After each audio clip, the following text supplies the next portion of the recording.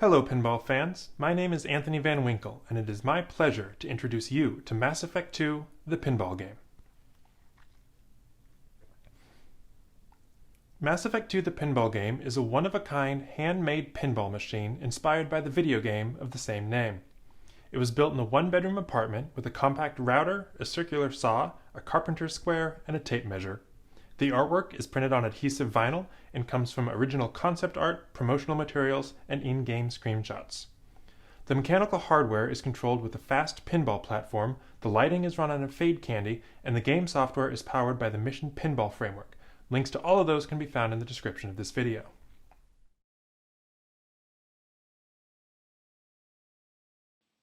The guts of the machine are a 48-volt power supply, a shared 5-volt and 12-volt power supply, a power filter board for regulation and fuse protection, and a fast nano-controller that manages the network of switch and driver boards under the playfield. The brains are an up-core single-board computer with an Atom X5 processor, 4 gigs of RAM, and a USB hub connected to an audio driver, the fast nano board, and the Fade Candy light controller. The display panel has two 20-watt full-range speakers and a 12-inch 1280 by 480 display. The LCD is about the same size as a traditional DMD, leaving plenty of room for a full-size translight, and is visually separated into two sections. The left side is the primary pinball display, and shows what the player wants to see during gameplay. Counters, timers, objectives, score, basically anything that would appear on a traditional DMD shows up here. The right side is contextual and can show images, videos, story details, nice visuals related to what's going on in the game, but nothing the player ever needs to look at. I built the display in this small screen split design rather than using a traditional DMD or full-size LCD because I didn't want to be limited to the low resolution of a DMD, but also personally I just don't like the large displays on modern pinball games. I think they're too busy, filled with extraneous detail and unnecessary motion, and it's hard to find what you're looking for. On this display, I want the player to be able to see the information they need at a glance without distraction, while still providing some visual decoration and story context for spectators to enjoy.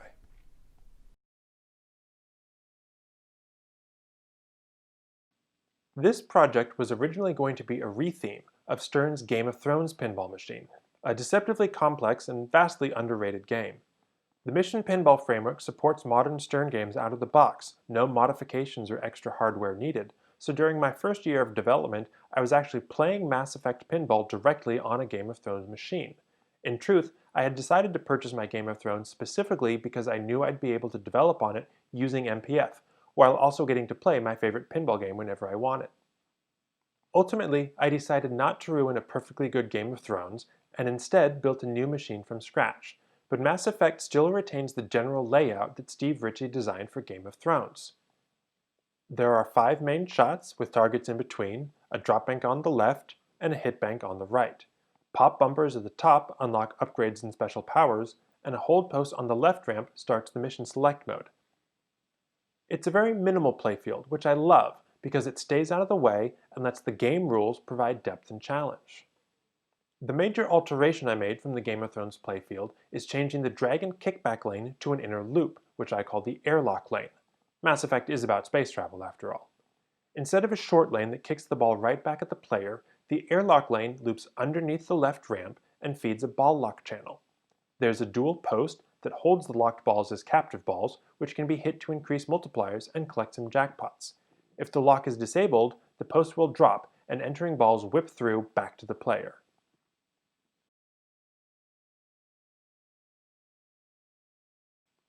In Mass Effect 2, you play the role of decorated war veteran, galactic hero, and all-around badass Commander Shepard.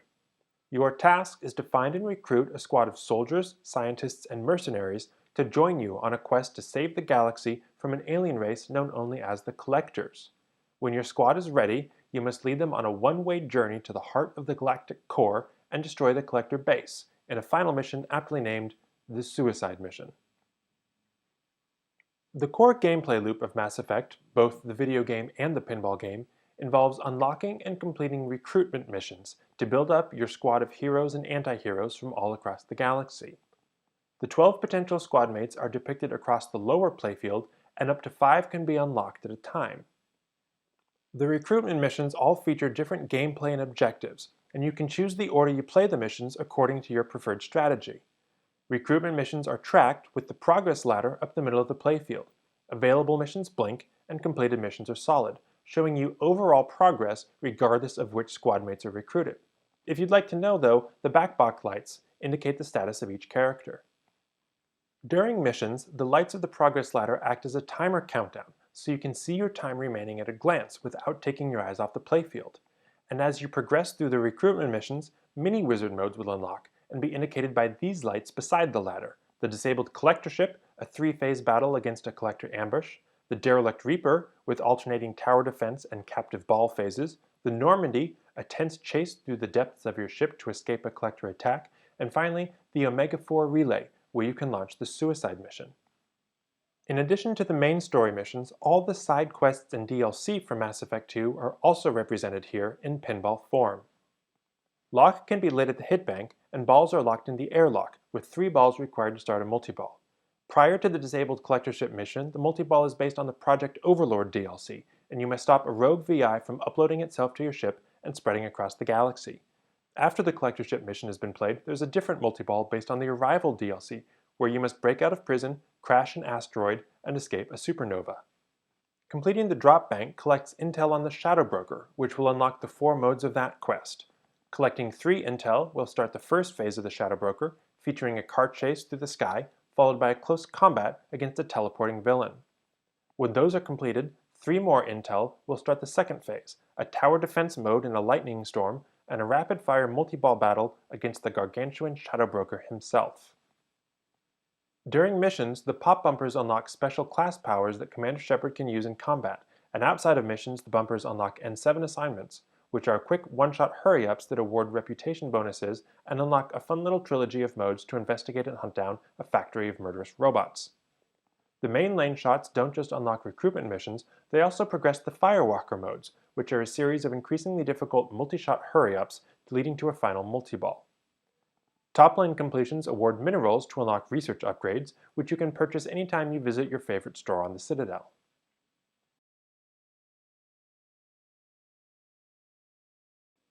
Mass Effect 2, the pinball game, is designed around the narrative gameplay experience, not high scores. There's an emphasis on strategy and personal playstyle, so you can play the way you like or mix it up for extra challenge.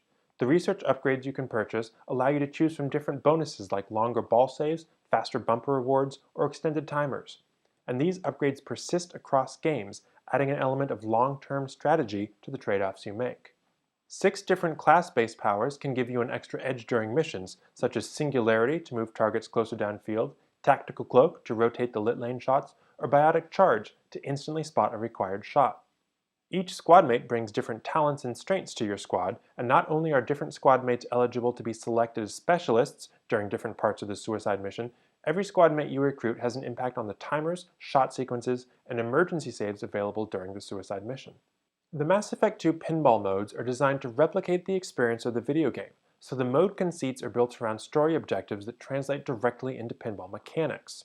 Every action you perform with the pinball parallels the action Commander Shepard performs in the story, and the result is a tangible, practically visceral level of engagement unlike anything I've experienced in pinball before. Nowhere is this more apparent than during the suicide mission, a 7-part wizard mode that faithfully recreates every step of Shepard's attack on the collector base. Dramatic lighting sets the mood, and dynamic music rises and falls with the tension as you choose specialists from your squad and try to get through each phase with minimal casualties. The more squad mates that survive, the better your chances to defeat the collectors and escape the base alive. Mass Effect 2 the pinball game has 10 recruitment missions, 4 Shadow Broker modes, 2 standard multi-balls, 3 mini-wizard modes with 1, 2, and 3 different phases respectively, 10 Firewalker and N7 hurry-ups, plus multiple unlocks, upgrades, class powers, and bonus collectibles. This is a massive game for pinball, and even so, the suicide mission alone accounts for over 20% of all the code. The suicide mission is exemplary of how deep rule sets can create sophisticated gameplay while offering a genuine strategic choice to the player. And on top of that, all these final wizard modes so authentically recreate the tension, stress, and excitement of the original Mass Effect 2 experience, I still get goosebumps when I play them. Of course, pinball skill levels differ from person to person, and getting to the final wizard modes is usually very rare. Mass Effect II the pinball game features multiple difficulty levels to adjust the challenge for more and less experienced players, and tracks your best scores and times toward achievements for different modes, game challenges, and personal bests. Each player can create a profile, not only for achievement tracking, but with the save game feature. Yes, Mass Effect II the pinball game has save games that allow you to play through the story at your own pace, whether you prefer to experience it all over a night, a week, or a month. For a modestly skilled player like myself, it takes about an hour and a half to work through the main story campaign and the suicide mission. Including all the DLC and side quests, it's closer to 2.5 hours. Like I said before, this game is not about high scores. It's about the narrative gameplay experience and encouraging players of all skill levels to go through Commander Shepard's epic journey. You don't have to be a pinball wizard to save the galaxy.